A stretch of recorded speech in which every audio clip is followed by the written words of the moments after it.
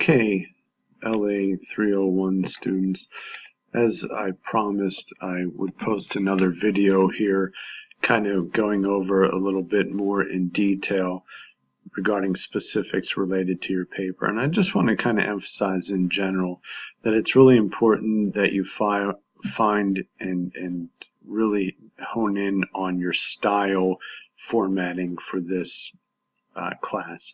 So to begin, I'd like to give you some examples with what I believe students struggle with the most, and that would be your references page or your bibliography page or your works cited page, depending on the style that you're using. And that would be the citation of how to cite a source in an anthology.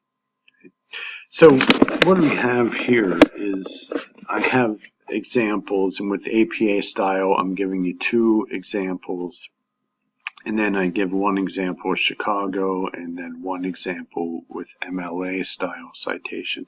And again, this is how to cite a source within an anthology of work. Okay? So you'll notice in all three styles I give you Krugman, that example. So I want to start here. I'm going to jump right into APA style and just kind of show you how I went about this, and I provide you with some additional information down here at the bottom of this document, which I will be posting up on the site as well, so you can follow along with this video. And the information I pulled from here and on to the second page is specifically related to APA style mostly, because we have to find that information for APA style. So to begin here, I'm using an example, and again, as I mentioned earlier in the announcement, these are readings, these are authors from the readings from this They Say, I Say textbook. So if you didn't pick up on this yet, you're not going to have to do a lot of work here. You're essentially going to have to take Murray and plug him into one of these. If you're using APA, you would take Murray and plug him into this, just changing what is necessary, keep everything else. Okay. For this first writing assignment, you are not required to bring in any outside sources, so you can if you want to, but you're not required to. Okay. So the one source that you have to use is Murray, and you must cite Murray both in text. So if you use Murray, if you quote Murray, which you should quote him appropriately in the parenthetical citations within your paragraph bodies. You should also have a references page with this detailed information regarding Murray's work. Okay, so even though you're only, I say only, using one source, you need to cite Murray. If you summarize him, cite it according to the style that you're using. If you quote him, cite it according to the style you're using. Okay? So just to kind of begin here, there are some similarities with APA, Chicago, and MLA, but not too many. Chicago and MLA have more similarities than APA does to either one of those. So with APA, you have the author of the actual reading. So this one here is, there's a reading in the book, from that second part of the book, entitled Does Texting Affect Writing?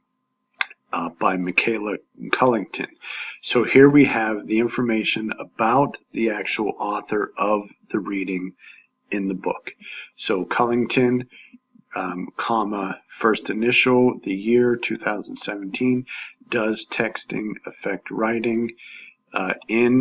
This is where you're now coming into the anthology. Citation in G. Graff as an author, and C. Birkenstein and R.K. Durst, editors. Where I got that information from is this right here. So if you look at this, we have here Graff, Gerald, is the author. And then if you look down here further, Kathy Birkenstein and Russell Durst are the editors.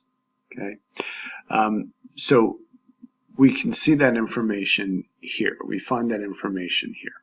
Sorry, down here.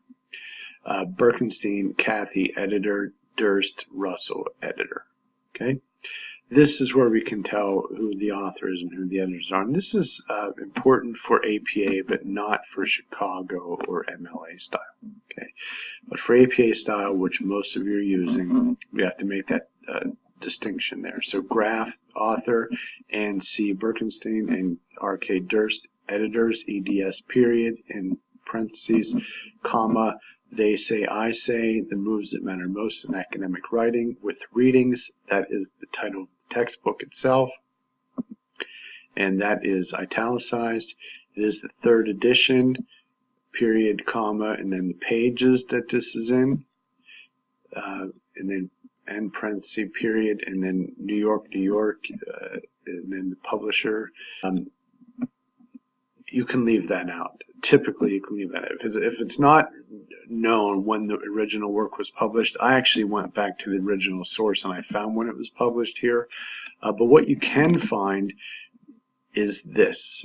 So here's Cullington. So this is the blurb directly from that reading, which is on page 361 in your book. So if you want to reference this, you can look back at this. Do the same thing for Murray. So Cullington was a student at Marywood University in Pennsylvania when she wrote this essay. So we know that it wasn't originally published for this textbook. It was previously published, and then the author, Graf, and the editors took that reading and they used it here for this publication. Look for that information with APA. It's very important. That's a difference between Chicago and MLA. With APA, you kind of have to try to figure out when it was originally published. Most often with anthology work, it's not originally published for that particular textbook. Chapter textbooks is much different. Most of the time, those are published specifically for that textbook. Anthology with readings like this Norton piece we're using, typically they're readings that already existed and they're being pulled in by the author and editors to use as examples for the purposes of reading and writing. Okay, so that's it. So you can follow this as a guide. We'll discuss it more following the first writing, following me grading your first writing assignment. We'll come back to this. We'll go over this in class together, kind of going over all of these in detail. I just want to point out Chicago and MLA style. With Chicago, with all of these, you start out with the author of the work and name of the work that the author wrote. So then we go into in, they say, I say, the moves that matter most in academic writing, with readings. That's the full title of the official textbook, edited by, and here's the distinction, we're not differentiating between the author and editors here. We're including Graf, Birkenstein, and Durst all in editors. Edited by Graf, Birkenstein, and Durst. And then we have the page numbers of the actual reading within the anthology, and then the publisher, city, and name and year. Okay, so with MLA, it's similar to Chicago, but different nonetheless. So here we start out with the author, confronting inequality within quotations. They say, I say, the moves that matter most in academic writing, with readings. Again, italicized. We're using the same format, edited by, and now here we can shorten this up. MLA gives us that easy out here to shorten this up. But so we can say edited by Gerald Graf AL, which is Latin for and others, and then period, comma, and then we give the edition, 3rd edition, spelled out. And then we have comma, W.W. Norton and Company, comma, Inc., period, comma, 2015. That is whenever this publication was published, and I didn't mention, I'm going to go back to this now because this is important for this one here, that this particular version that I'm using right now, this will differ based on what source you're using. I don't think I have it on this page, but what you're going to be looking at essentially, and maybe I can just try to bring it up here. I actually don't have the textbook right here in front of me. So basically, just in those first few pages of the book, before it starts into the preface and the introduction, and even before the table of contents, you're going to find a bunch of this information here. What you're going to be looking for is, typically, if it's a multiple edition, so it's a third edition, which means we know it was published prior to this twice. So, and there may have been more printings, more publications without an official edition change.